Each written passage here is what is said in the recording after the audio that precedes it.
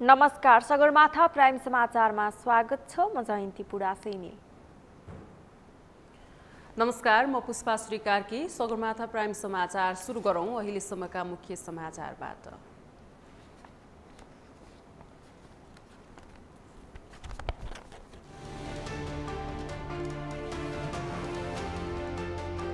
सांसदहरूको लाचारीपनमाथि बुद्धिजीवीहरूको प्रश्न। जनमतलाई व्यवस्था गर्दै पार्टीका नेताहरूकै अनुसार सांसदहरू चलिरहेको आरोप।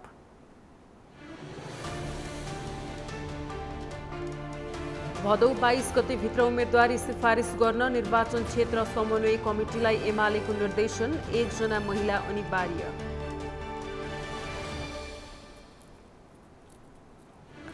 अझै निर्माण सम्पन्न हुन सकेन काठमाडौँको 29 तले भ्यू टावर।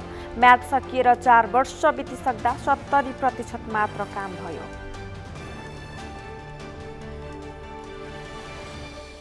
अमेरिकाका पूर्व राष्ट्रपति ट्रम्पमाथि गोप्य कागजातहरूको दुरुपयोग गरेको आरोप। सिलबन्दी नगरिएको महत्त्वपूर्ण कागजातहरू फेला परेको न्याय विभागको दावी। र काठमाडौँमा हुने महिला साफ फुटबलका लागि नेपाली टोलीको घोषणा। मुख्य प्रशिक्षक कुमार थापाद्वारा 23 सदस्यीय टोली चयन।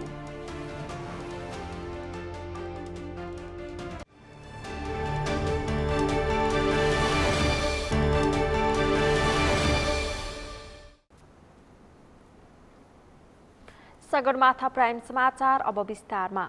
प्रधानमन्त्री शेरबहादुर देउवाले मुलुकको दिगो र द्रुत विकासका लागि व्यवस्थित शहरीकरणको आवश्यकता रहेको बताउनु भएको छ।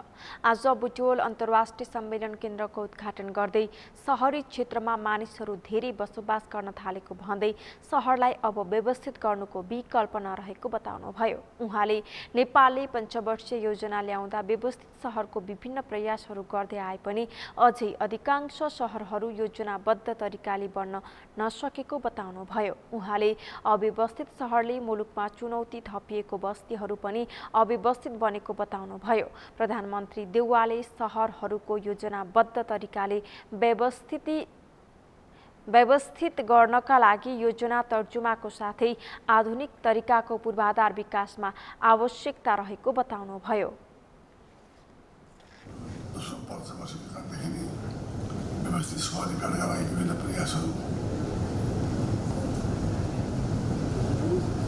गर्दै आयो भए तापनि अझै पनि हाम्रा अधिकांश सहरहरू योजनाबद्ध तरिकाले बनेका छैनन्।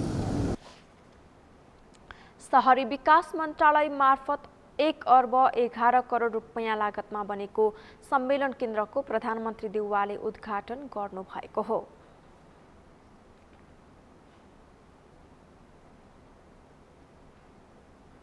नेपालका बुद्धिजीवीहरूले सांसदहरूको भूमिकामाथि प्रश्न उठाएका छन्।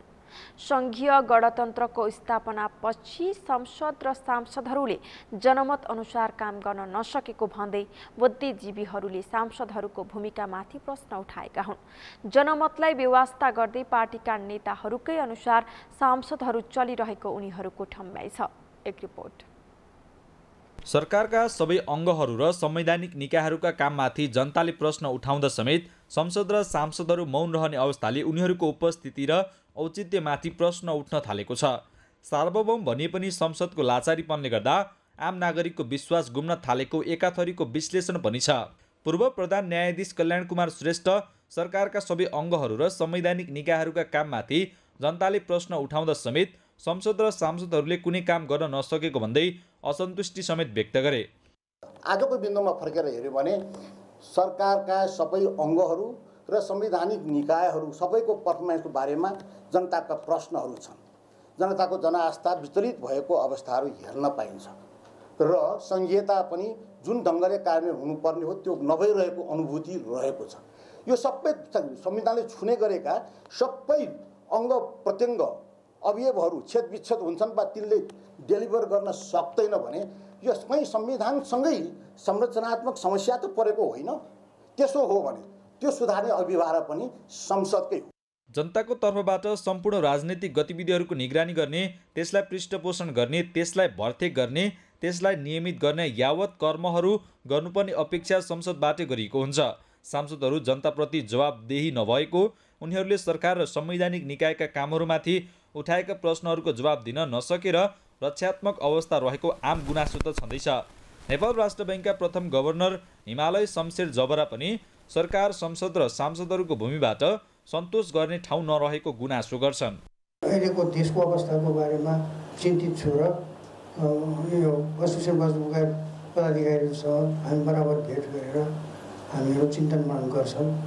देशको परिस्थिति राम्रो छैन, संसदको पर्फर्मेन्स सन्तोषजनक छैन, गभर्मेन्टको पर्फर्मेन्स सन्तोषजनक छैन, यतातिर फरेन एक्सचेन्जको क्राइसिस आउला जस्तो छ। राजनीतिक विश्लेषक एवं प्राध्यापक कृष्ण खनालले मुलुकमा परिवर्तन चाहने हो भने पटक पटक प्रधानमन्त्री हुने खालको पात्रहरूलाई अबको निर्वाचनबाट जनताले विदाय गर्नुपर्ने तर्क गर्नुहुन्छ। उनले पार्टीगत अवस्थाको दासत्वबाट मुक्त भएर सांसदहरू नबनेसम्म मुलुक अघि बढ्न नसक्ने दाबी समेत गरे।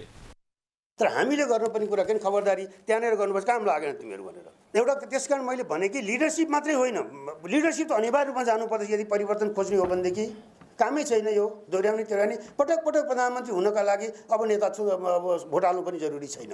त्यसकारण हामीले अलिकति कठोर भएर निर्णय गर्ने बेला छ कि आफ्नो पार्टीगत आस्थाकोलाई हामीले दास बनाएका छन्। हेर्नुहोस्, हाम्रो आस्थालाई दासत्वमा परिणत भएको छ नेताहरूले। यो दासत्व उनीहरूले हामीलाई दास बनाउँछन् भने उनीहरूलाई हामीले फाल्न सक्नुपर्दछ। बढ्दो भ्रष्टाचार, आकाशिदो महँगी, परनिर्भरताको पराकाष्ठ जस्ता लामो समय देखिएको समस्याबाट मुलुकलाई मुक्त गर्न प्रयास नै नहुनुबाट पनि संसद र सांसदहरूको भूमिकाका प्रश्न उठाउन सकिने प्रशस्तै आधारहरू छन्। नेकपा एमालेका अध्यक्ष केपी शर्मा ओलीले पेश गरेको राजनैतिक प्रतिवेदन पारित भएको छ। 2 दिनसम्म चलेको एमालेको केन्द्रीय कमिटी बैठकले अध्यक्ष ओलीले पेश गरेको प्रतिवेदन पारित गरेको हो। बैठकले अध्यक्ष केपी ओलीको नेतृत्वमा चुनावमा जाने गरी राजनैतिक प्रतिवेदन पास गरेको छ। अमृत ढकालको रिपोर्ट। नेकपा एमालेका अध्यक्ष केपी शर्मा ओलीले पेश गरेको राजनीतिक प्रतिवेदन केन्द्रीय कमिटीबाट सर्वसम्मत पारित भएको छ। शुक्रबारदेखि सुरु भएको केन्द्रीय कमिटीमा अध्यक्ष ओलीले पेश गरेको राजनीतिक प्रतिवेदन केन्द्रीय कमिटीले पारित गरेको हो। अध्यक्ष ओलीको प्रतिवेदनमा नागरिकता, गठबन्धन सरकार, पालिका चुनावदेखि मङ्सिरमा हुने सङ्घीय निर्वाचनको चुनावी तयारीसम्मका विषय समेटिएको छ। मुलुकको सुशासन, स्थिरता, राष्ट्रिय स्वाधीनता र समृद्धिको यात्रा जो अवरोध भयो, त्यो अवरोधलाई अब गतिहीनतालाई गतिमा लाने र बेठिक दिशामा जुन मुलुकलाई लैरहेछ गठबन्धनले नीतिहीन, सिद्धान्तहीन र गन्तव्यहीन उसले मुलुक भुमरीमा परिरहेछ। त्यसकारण एमाले नै देशको स्वाधीनताको लागि, राष्ट्रियताको लागि अनि समृद्धिको लागि एमाले फेरि एकताबद्ध भएर जानुको विकल्प छैन। र अहिले वामपन्थीका नाममा दामपन्थीहरूसँग जसले साँठगाँठ गरिरहेछन् उनीहरूले पनि त्यहाँ रहेका कार्यकर्ता असल नेताहरूले बुझ्ने कुरा हो। तर नेताहरू अमुक ढङ्गले अमुक नेताहरू अमुक ठाउँमा प्रतिबद्ध छन्। त्यसकारण अहिले मुलुकलाई गति चाहिएको छ र समृद्धिको महायात्रामा केपी ओलीको नेतृत्वमा नयाँ सरकार बनाउने अभियानका साथ चुनावमा जाने गरी हामीले सर्वसन्दर्भमा प्रतिवेदन पास गरेका छौँ। प्रतिवेदनमा अध्यक्ष ओलीले सत्ता गठबन्धनको त्रासबाट भयमुक्त भएर निर्वाचनमा जान नेता कार्यकर्तालाई निर्देशन दिएका थिए। अध्यक्ष ओलीले स्थानीय तहको निर्वाचनलाई समीक्षा गर्दै विगतका कमजोरीलाई नदोहोऱ्याई निर्वाचनमा दृढ भएर अघि बढ्न पार्टी पङ्क्तिलाई निर्देशन दिएका छन्। एमाले नेताहरूले अध्यक्ष ओलीकै निर्देशन अनुसार पार्टीलाई एक ढिक्का बनाएर चुनावमा जाने प्रतिबद्धता जनाएका छन्। 8 दलीय सत्ता गठबन्धनलाई परास्त गर्न एमालेले सोही अनुसारको रणनीति तय गरेर अघि बढ्ने नेताहरूले बताएका छन्। सत्ता गठबन्धनका दलहरू सिट बाँडफाँडमा अल्मलिएका बेला एमालेले भने पार्टीलाई बलियो बनाएर निर्वाचनमा जाँदा सहजै जित निकाल्ने दाबी गरेको छ। 5 दल 8 दल भयो, अब 20 दल हुन्छ। यो सिट बाँडफाँडमा उनीहरू तमासा देखिन्छ। हामीलाई निर्धक्क छ। हामी सर्वसन्दर्भमा हाम्रा उम्मेदवारहरू सिफारिस 20 गतेभित्र गरिसक्छौँ र अनि त्यसपछि हामी चुनावको मैदानमा हुमिसक्छौँ। गठबन्धन काठमाडौँमा हुन्छ, तल उनको हुन्छ, सबै कार्यकर्ता नेता हामीसँग हुन्छन्, हामीले चुनाव जित्छौँ। केन्द्रीय कमिटी बैठकमा राजनीतिक प्रतिवेदनमाथि उठेका प्रश्नहरूको जवाब दिँदै अध्यक्ष ओलीले पार्टीले निर्णय नगरी आफै उम्मेदवारी घोषणा गर्दै नहिँड्न समेत नेताहरूलाई निर्देशन दिएका छन्। सगरमाथा टेलिभिजनका लागि क्यामेरामा सम्पूर्ण लम्सालका साथमा अमृत ढकाल, काठमाडौँ। नेकपा एमाले प्रदेशसभा र प्रतिनिधि सभा निर्वाचनको उम्मेदवारी यही भदौ 22 गतेभित्र सिफारिस गरिसक्न पार्टीको सम्बन्धित निर्वाचन क्षेत्र समन्वय कमिटीलाई निर्देशन दिएको छ। आज सम्पन्न पार्टी केन्द्रीय कमिटी बैठकले उम्मेदवारको अन्तिम टुङ्गो लगाउने जिम्मेवारी केन्द्रीय कमिटीमा रहने गरी सो निर्देशन दिने निर्णय गरेको हो। सम्बन्धित प्रतिनिधि सभा क्षेत्रीय समन्वय कमिटीले प्रतिनिधि सभा र प्रदेशसभा निर्वाचन क्षेत्र समन्वय कमिटीले सोही क्षेत्रको उम्मेदवार सिफारिस गर्न बैठकले निर्देशन दिएको पार्टीका प्रचार तथा प्रकाशन विभाग प्रमुख पृथ्वी सुब्बा गुरुङले जानकारी दिनुभयो। एकजना महिला अनिवार्य रहने गरी दुवै निर्वाचनका लागि 3 जना उम्मेदवार सिफारिस गर्नुपर्नेछ। बैठकले उम्मेदवार छनौटको मापदण्ड पनि तय गरेको छ। नाम सिफारिस गर्ने स्मरणीय छ। सिफारिस मात्र हो, अन्तिम निर्णय होइन। निर्णय नभएसम्म सिफारिसमा परेका कुनै पनि व्यक्तिले आफ्नो उम्मेदवारी पक्का भए जस्तो व्यवहार गर्न मिल्दैन।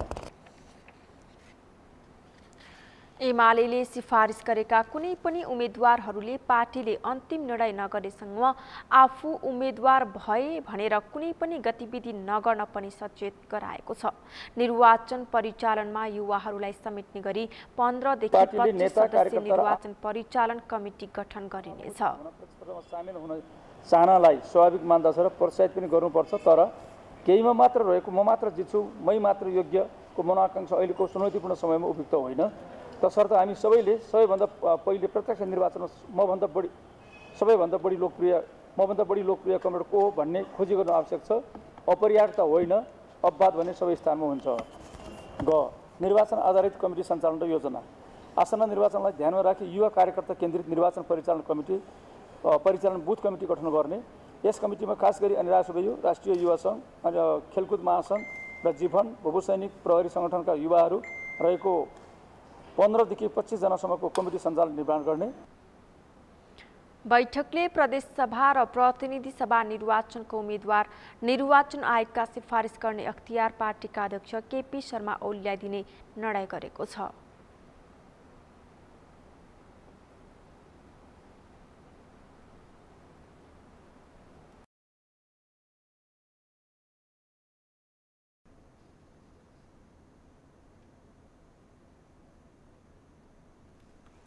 लुम्बिनी प्रदेश सभा भवन निर्माणमा निकै ढिलाइ भइरहेको छ। प्रदेशको स्थानीय राजधानी दाङ देउखुरीमा निर्माण भइरहेको भवनको कामले गति लिन सकेको छैन।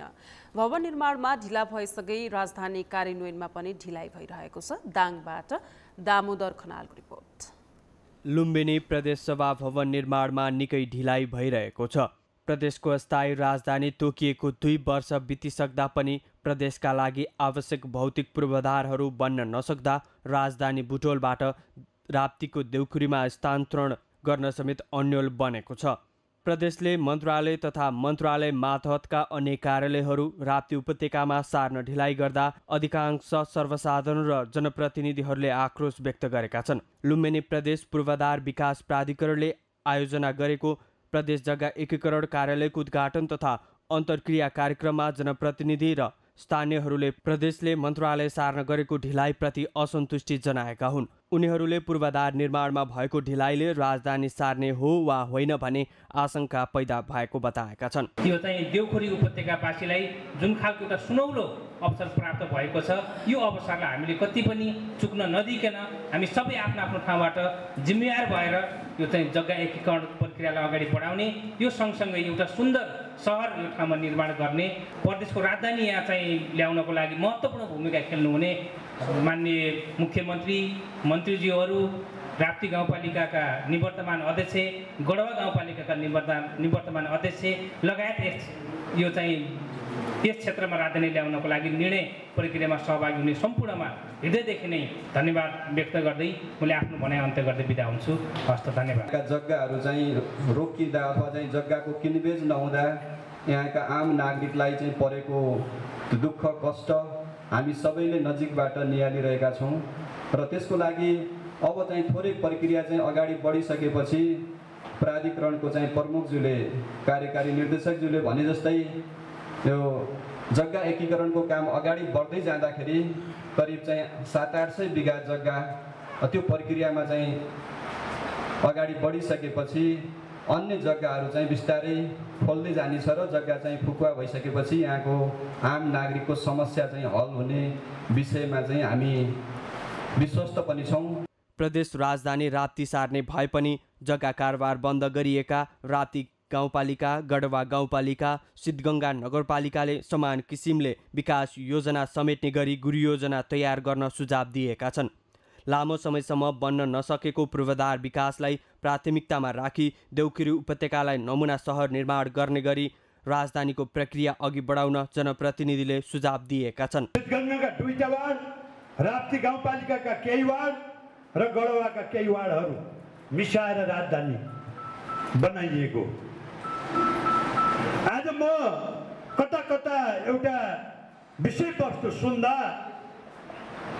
र आज यस प्राधिकरणका सिओ साहबसँगको पहिलाको एउटा मिटिङमा मैले भाग लिने अवसर पाएको थिएँ।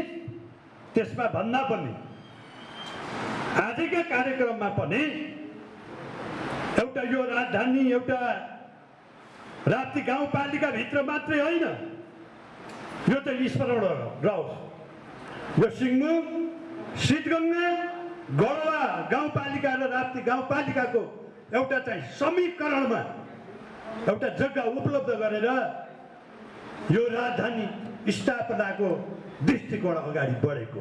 यता पूर्वाधार विकास प्राधिकरणका कार्यकारी अधिकृत छविराज पोखरेलले छुट्टै किसिमको उदाहरणीय सहर र राजधानी बनाउनका लागि केही समय लाग्ने बताए। उनले जग्गा एकीकरणको काम सुरु गर्ने बताए। हामीले राप्ती उपत्यकालाई नेपालकै 77 जिल्लाको मान्छेहरूले नमुना सहरको रूपमा भ्रमण गर्ने सहरको रूपमा विकास गर्न खोजिरहेका छौँ। यसलाई वातावरण मैत्री, सुन्दर र सुरक्षित सहरको रूपमा विकास गरेर राप्ती सभ्यतालाई कायम गर्दै, राप्ती नदीको सभ्यतालाई कायम गर्दै अत्यन्त सुन्दर संसारकै रमणीय स्थलको रूपमा यो सिटीलाई विकास गर्न लागेका छौँ। यो विकास गर्ने क्रममा हामीले हालसम्म यस उपत्यका विकास गर्नको लागि चाहिने गुरुयोजना तयार गरेर स्वीकृति भइसकेको छ। गुरुयोजना पछाडिको महत्त्वपूर्ण कार्यहरू डिपिआरका कामहरू भइराखेका छन् र त्योभन्दा अझ महत्त्वपूर्ण कार्य जुन जनसरोकारको चासोको विषय र अलिकति यसले यो ढिला हुँदाखेरि आम जनताले अलिकति दुःख पनि पाइरहेको अवस्था भएको हुनाले हामीले यो कार्यक्रमलाई अत्यन्त महत्त्वपूर्ण कार्यक्रमको रातमा पहिलो प्राथमिकता राखेर कार्य सुरु गरेका छौँ। राप्ती उपत्यकाको देउखुरी प्रदेशको सबै जिल्लालाई पाएक पर्ने स्थान रहेको र देउखुरी प्राकृतिक हिसाबले पनि राजधानीको लागि उत्तम रहेको स्वास्थ्य मन्त्री इन्द्रजित थारूको भनाइ छ। साथै उनले प्रदेशका भौतिक पूर्वाधारहरू विकास गर्ने क्रममा स्थानीयहरूले विरोध तथा असहयोग गरेको भन्दै दुखेसो समेत पोखे। राजधानी निर्माणमा असहयोग गर्ने, विवाद गर्ने भन्दा पनि 12 जिल्लाका आम जनतालाई कसरी एकै ठाउँबाट सहज सरल किसिमको सेवा दिन पाउने गरी कार्यालय राख्नुपर्नेमा जोड दिन प्रदेश स्वास्थ्य मन्त्री इन्द्रजित थारूले सुझाव दिए। र निजी जमिन छ। प्रदेश राजधानीको निम्ति साझा जमिन पर्याप्त छ, तर साझा जमिनले मात्रै नयाँ सहर बन्दैन। साझा जमिन तपाईँ हामी सबैको हक छ। निजी जमिनमा यहाँका जनताहरूको मात्रै हक छ। त्यसले गर्दाखेरि साझा जमिनमा प्रदेश सरकारको अफिसहरू बस्ने र निजी जमिनमा सहरहरू बसाल्ने योजना प्रदेश सरकारको रहेको छ। मुख्यमन्त्री कुलप्रसाद केसीले बुटोलबाट स्थायी राजधानी राप्ती उपत्यकामा तोकिँदा ढुङ्गा मुढाको सामना गर्नु परेको स्मरण गराउँदै अहिले पनि असफल बनाउन कुनै तत्त्व लागि परेको बताए। साथै उनले अब बन्ने लुम्बिनी प्रदेशको राजधानी काठमाडौँ जस्तो नभएर विश्वकै नमुना राजधानी बन्ने बताए। जग्गा एकीकरणको काम अगाडि बढाउँदा यो आफूहरूले चुनौतीको सामना गर्नुपर्ने बताउँदै उनले एकीकरणमा सहयोग र जिम्मेवारीपूर्ण भूमिका निर्वाह गर्न जनप्रतिनिधि तथा आम सर्वसाधारणलाई आग्रह गरे। तर जे भएको छ तपाईँले जे अपेक्षा गर्नु भएको छ यो भन्ने कुरा होइन, काम परिणाममा हामीले बदल्ने कुरा हो। बदल्नको निम्ति अब जनताका नेताका जनताले गुनासो गरिसक्नुभयो। गुनासो तपाईँ प्रतिनिधि मार्फत सुनिसक्यो। अब हाम्रो गुनासो के हो भने तपाईँहरूले ल्यान्ड पुलिङमा कहीँ लोभ नगर्नु होला। 40-60 भने 60% जमिन पूर्वाधार राज्यले बनाइदिने भने ठुलो कुरा। हामी सब हिसाब गर्दैछौँ। यति गरे किसान यति सफल हुन्छ। 8 धुर हुनेलाई यति फाइदा हुन्छ, 2 धुर हुनेलाई यति फाइदा हुन्छ, 1 बिघा हुनेलाई यति फाइदा हुन्छ। अब केही ठाउँमा हामीले यो नमासियोस् कुरूप काठमाडौँ, मैले काठमाडौँलाई नकारात्मक भने होइन, त्यो कलासनले त्यस्तो कुरूप हुनु भयो। सुन्दर हाम्रा ऐतिहासिक संरचना भएका धरोहरहरूले मिचिँदै गए, पानीहरू सुक्दै गयो। आज काठमाडौँको बिहाल हेर्नु फेरि अर्को सहर त्यस्तो नहोस्, बरु मानवीय चाप कम होस् भन्नेमा छु म, त्यसको जनसङ्ख्या नबढोस् भन्ने पक्षमै छु। स्थायी राजधानी राप्ती उपत्यका तोकिएको 2 वर्ष पुरा हुँदा पनि न त मन्त्रालय आउन सके न त राजधानी निर्माण कार्यले तीव्रता पाउन सकेको छ। यति लामो समयसम्म घर जग्गा कारोबार बन्द हुँदा सर्वसाधारणले आर्थिक रूपमा शास्ति खेप्नु परेको जनगुनासो बढ्दै गएको छ। सगरमाथा टेलिभिजनका लागि दाङबाट दामोदर खनालको रिपोर्ट। नेपाली कांग्रेसका सहमहामन्त्री भीष्मराज आङदेम्बुले आगामी 20 गतेसम्ममा कांग्रेसका उम्मेदवारहरूको टुङ्गो लाग्ने दावी गर्नुभएको छ। कांग्रेसको चुनावी कार्यक्रम जनताको साथमा कांग्रेस अभियान लिएर गृह जिल्ला 5 थर पुग्नुभएका नेता आङदेम्बुले 20 गतेसम्ममा कांग्रेसका उम्मेदवारहरूको टुङ्गो लाग्ने दावी गर्नुभएको हो। पार्टीले उम्मेदवार टुङ्ग्याएर चुनावी कार्यक्रममा होमिने तर गठबन्धनको मर्मअनुरूप आवश्यकताको आधारमा सबै उम्मेदवारी पाउन नसक्ने पनि स्पष्ट गर्नुभयो। तर गठबन्धनले त्यो कुरो मिल्छ या चाहिँ समय लिन्छ या लिँदैन भनेर हामीहरूले अहिले हाम्रो भूगोल, हाम्रो प्रदेशहरू, हाम्रो सङ्घमा हामीले हाम्रो उम्मेदवारी नै नपठाउने भन्ने कुरो भएन। तर भोलि गठबन्धनमा सिट बाँडफाँड भइसके पछाडि र यो भूगोलमा पार्टीभित्रको संवेदनशीलतालाई हेरेर यो भूगोलमा यसरी जाने भन्ने भएपछि त्यो ठाउँमा जसको नाम आएको छ उहाँ फेरि ब्याक पनि हुनुहुन्छ नि, स्वत ब्याक भइहाल्छ। त्यसले गर्दाखेरि चाहिँ अनि त्यस्तो खालको अवस्था सिर्जना भयो भने चाहिँ हामी पार्टीभित्र यो हाम्रो आन्तरिक कुरा हो, त्यसलाई हामी मिलाउँछौँ।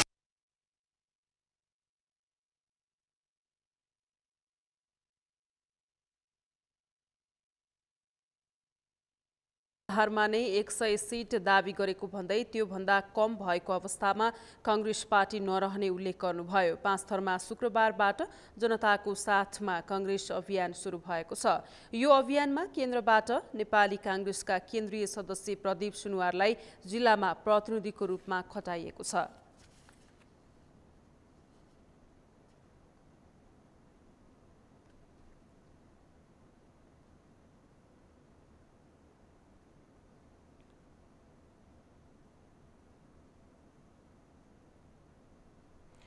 नेपाली कांग्रेसका नेता चन्द्र भण्डारीले नेपाली कांग्रेसमा नयाँ नेतृत्वको खाँचो रहेको बताउनु भएको छ। आज काठमाडौँमा आयोजित एक कार्यक्रममा बोल्दै उहाँले हरेक पार्टीमा रहेका युवाहरू युवा नेतृत्व तहमा जाने कि नजाने भन्ने दुधारमा रहेको बताउनुभयो। उहाँले नेपाली कांग्रेसमा पनि परिवर्तनको खाँचो रहेको बताउनुभयो। उहाँले अहिले भएका नेतृत्व तहबाट आगामी दिनमा मुलुक अघि बढ्न नसक्ने उहाँको दावी छ। नेता भण्डारीले नेपालको राजनीतिमा केही न केही विकृतिहरू प्रवेश गरेको दावी गर्नुभयो। उहाँले वर्तमान नेपालको राजनीति वर्तमान नेताहरूबाट चल्न नसक्ने भन्दै देश सञ्चालनको लागि नयाँ नेतृत्वको आवश्यकता रहेको पनि बताउनुभयो। के वर्तमान नेतृत्वबाट हामी अगाडि बढ्न सक्छौँ?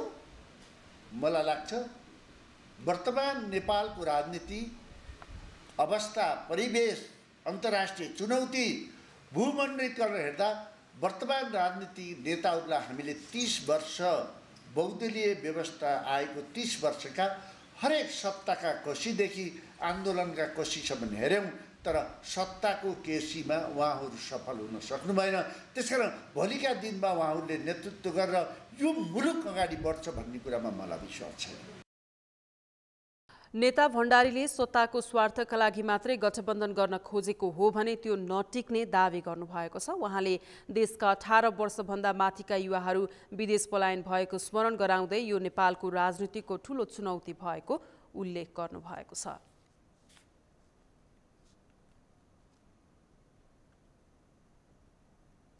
सगरमाथा प्राइम समाचारमा अब पालो विश्रामको। विश्रामपछि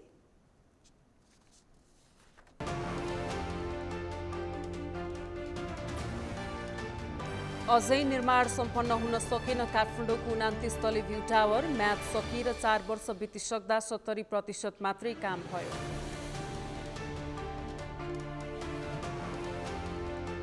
अमेरिकाका पूर्व राष्ट्रपति ट्रम्पमाथि गोप्य कागजातहरूको दुरुपयोग गरेको आरोप, सिलबन्दी नगरिएको महत्त्वपूर्ण कागजातहरू फेला परेको न्याय विभागको दावी। र काठमाडौँमा हुने महिला साफ फुटबलका लागि नेपाली टोलीको घोषणा, मुख्य प्रशिक्षक कुमार थापाद्वारा 23 सदस्यीय टोली चयन।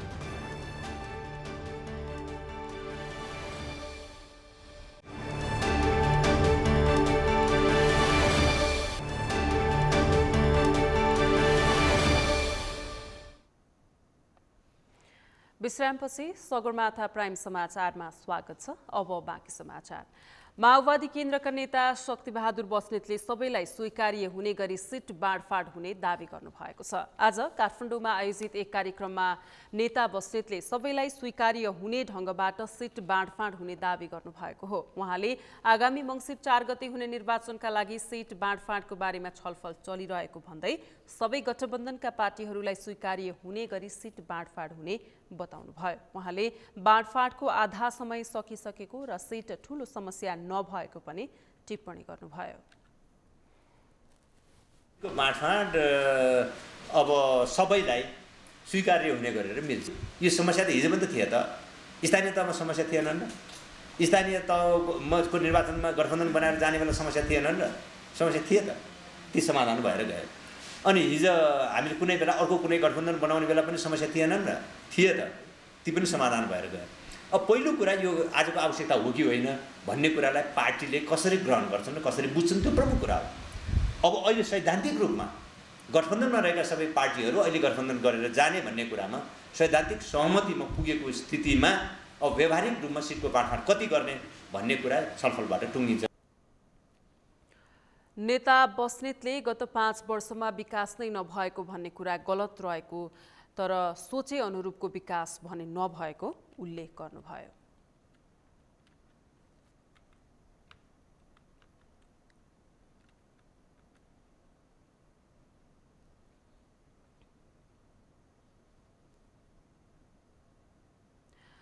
नेकपा एमालेका नेता महेश बस्नेतले काठमाडौँका मेयरहरूले नक्सा पास नभएका संरचनाहरूमा डोजर आतंक मचाए उपत्यका बस्न लागेको नरहने बताउनु भएको छ। आज काठमाडौँमा आयोजित एक कार्यक्रममा बोल्दै नेता बस्नेतले डोजर आतंक मचाइरहने हो भने काठमाडौँबाट भागेर अन्यत्र जानुपर्ने स्थिति बन्न सक्ने र ध्वजको क्षेत्र बन्न निश्चित रहेको पनि बताउनु भएको छ। उहाँले केही मानिसले साथ दिए भन्दैमा कानुन मिचेर जनतालाई दुःख दिने काम नगर्न पनि चेतावनी दिनुभएको छ।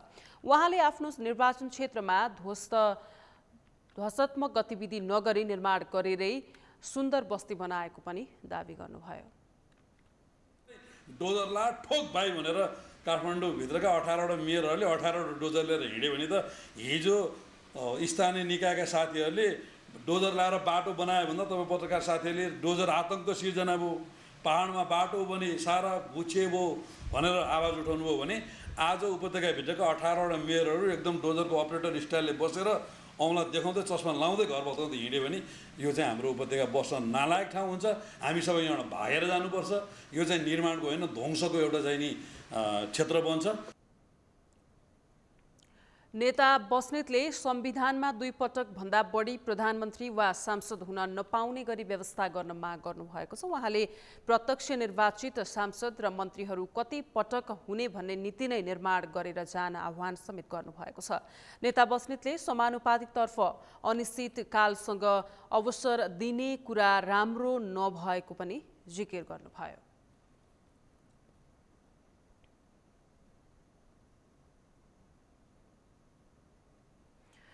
3 वर्षभित्र निर्माण सम्पन्न गर्ने गरी 2071 सालमा सम्झौता भएको काठमाडौँ भ्यू टावर अझै बनेको छैन।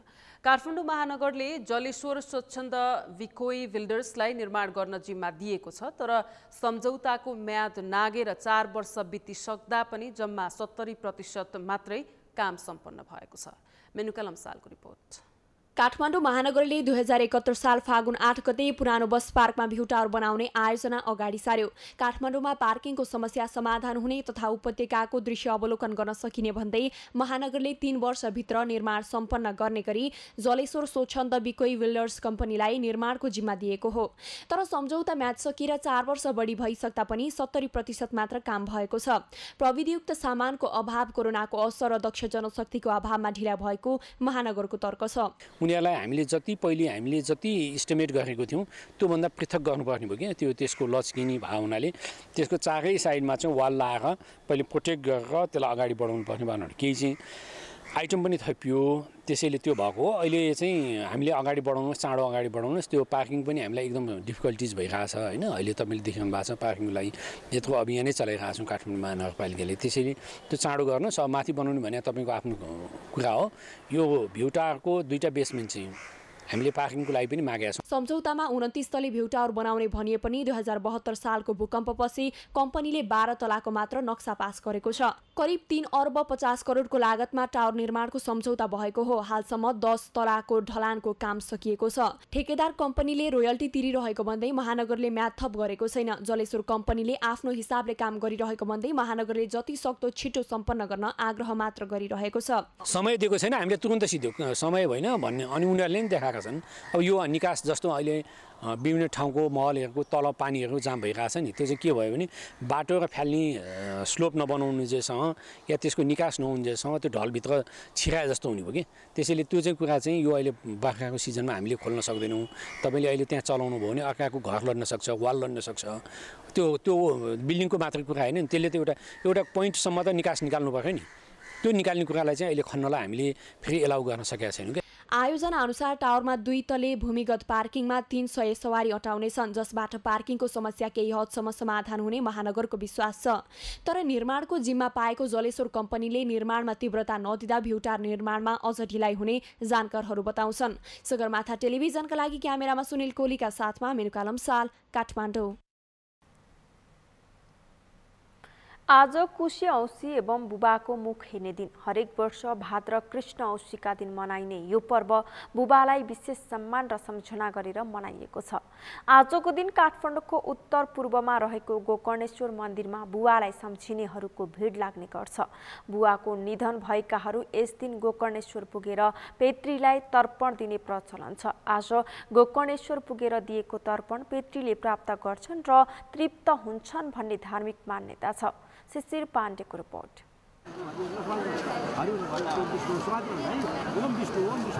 हरेक वर्ष भाद्र कृष्ण औँसीका दिन मनाइने कुशे औँसी एवं बुबाको मुख हेर्ने पर्व शनिबार बुबालाई सम्मान र सम्झना गरेर मनाइएको छ। पितृदेव भव अर्थात् पिता देउता समान हुन् भनेर सन्तानले पितालाई विशेष सम्मान गर्ने गर्छन्। वर्ष दिनभरि विभिन्न कामले व्यस्त भएका सन्तानले आजको दिन बुबासँगै आशीर्वाद लिने गर्छन्। आजको दिन बुबालाई विभिन्न मिष्टान्न भोजन तथा उपहार दिई बुबाको मुख हेर्ने चलन रहेको छ। आजको दिन बुबा नहुनेहरूले देशका विभिन्न तीर्थस्थलमा गई स्नान तथा श्रद्धा गर्ने चलन छ।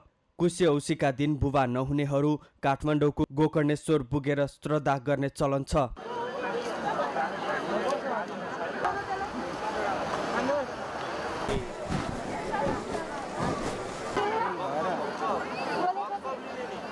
उत्तर गंगाले परिचित गोकर्णेश्वर तीर्थमा पिण्डदान गरेमा पितृले प्राप्त गर्छन् भन्ने धार्मिक मान्यता रहँदै आएको छ। साथै एकचित्त भई जलमा हेरेर स्वर्गवास पितृको दर्शन पाउने विश्वासका कारण कुशे औँसीका दिन यहाँ भक्तजनको ठुलो घुइँचो लाग्ने गर्छ।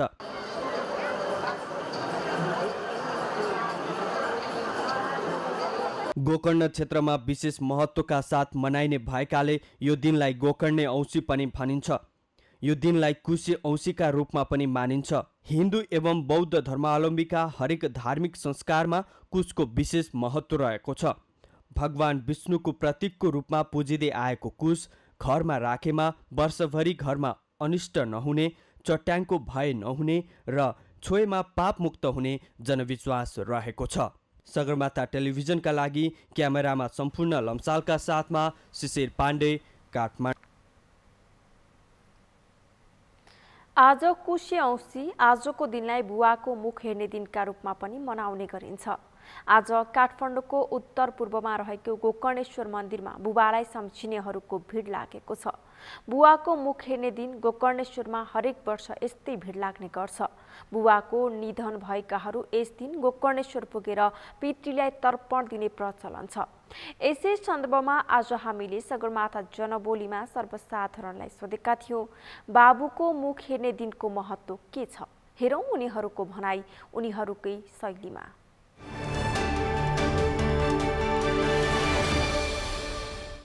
पितृहरूलाई सम्झिँदाखेरि चाहिँ राम्रो अरे भनेर एउटा भनाइ छ। अनि त्यही भएकोले गर्दाखेरि हामी पनि मोरङबाट आएर यहाँ श्राद्ध गर्न पितृलाई सम्झिनु पर्यो भनेर त्यही यसको महत्त्व त अब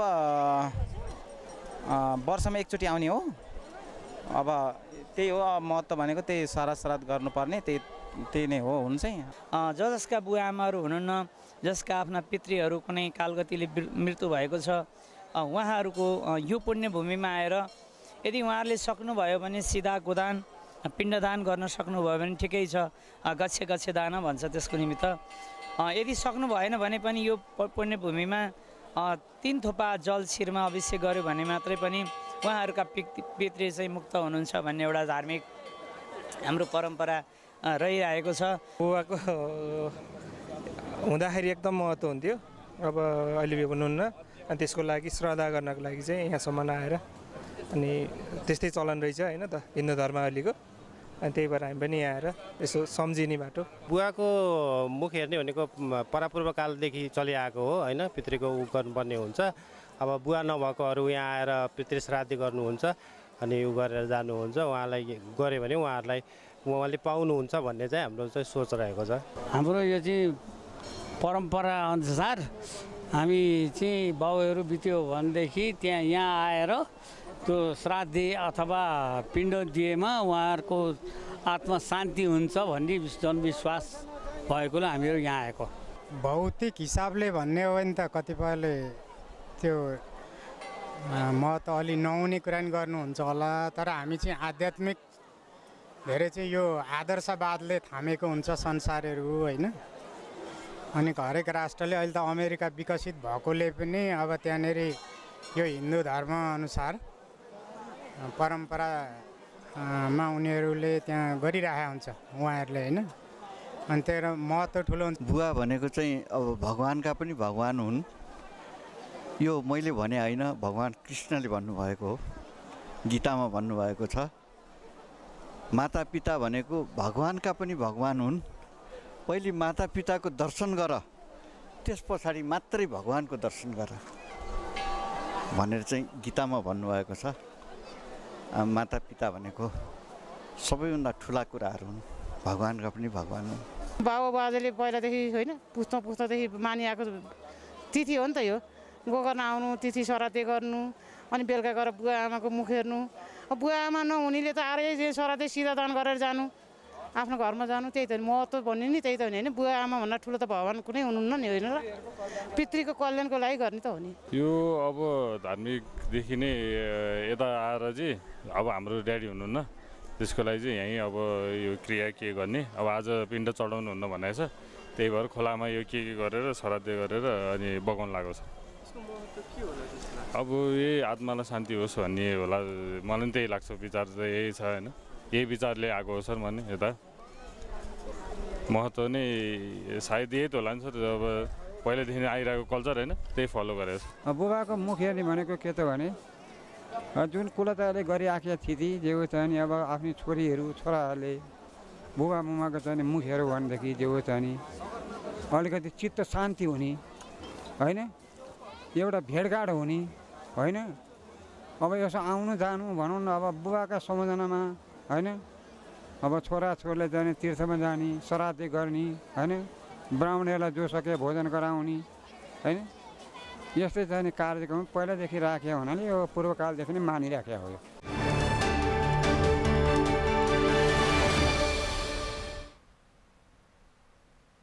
सगरमाथा प्राइम समाचारमा एकैछिन विश्रामपछि।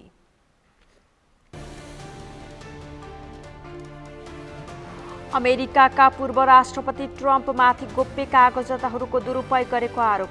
सिलबन्दी नगरिएको महत्त्वपूर्ण कागजातहरू फेला परेको न्याय विभागको दाबी। र काठमाडौँमा हुने महिला साफ फुटबलका लागि नेपाली टोलीको घोषणा। मुख्य प्रशिक्षक कुमार थापाद्वारा 23 सदस्यीय टोली चयन।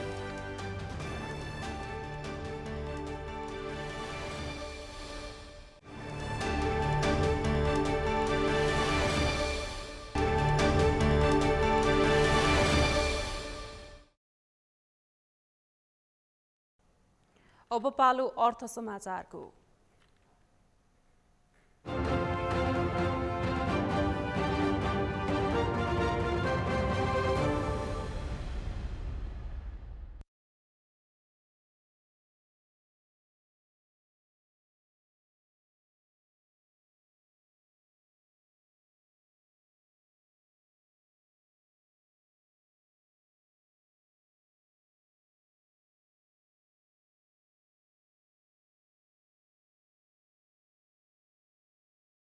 साताभर शेयर बजार परिसूचक 45 अङ्कले घटेको छ। साताको 6 नै दिन खुलेको बजार 2 दिन सामान्य अङ्कले उकालो लाग्दा बाँकी दिन घटेको थियो। साताको सुरुवात नकारात्मक रहेको शेयर बजार परिसूचक मङ्गलबार र बुधबार गरी 5 अङ्क उकालो लाग्दा अन्य दिन ओह्रालो लागेको थियो। साताको अन्तिम दिन शेयर बजार परिसूचक 16.93 अङ्कले घटेर साताको बजार बन्द भएको थियो। समाचारको अन्त्यमा मुख्य समाचार फेरि एकपटक।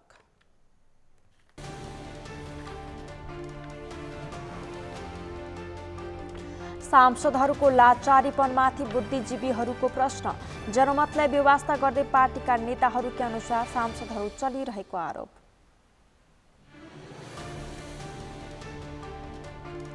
भदौ 22 गते भित्र उम्मेदवारी सिफारिस गर्न निर्वाचन क्षेत्र समन्वय कमिटीलाई एमालेको निर्देशन। 1 जना महिला अनिवार्य।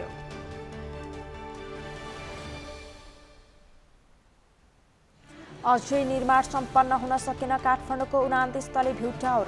म्याद सकिएर 4 वर्ष बितिसक्दा 70% मात्र काम भयो।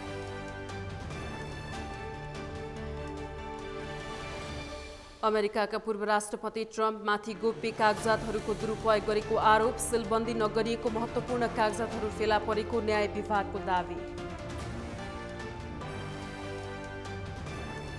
र काठमाडौँमा हुने महिला साफ फुटबलका लागि नेपाली टोलीको घोषणा। मुख्य प्रशिक्षक कुमार थापाद्वारा 23 सदस्यीय टोली चयन।